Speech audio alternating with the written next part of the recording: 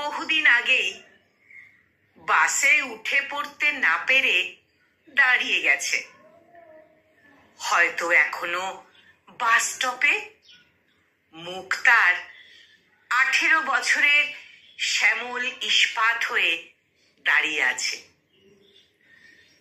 এক একদিন ইচ্ছে করে ফিরতি বাসে উঠে চলে যাই, দেখে আসি তাকে।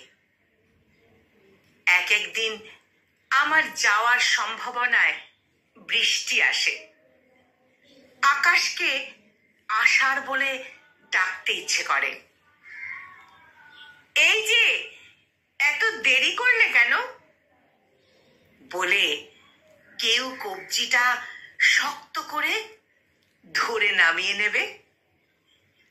18 বছরের মুখে কিছুটা ইস্পাত থাকে।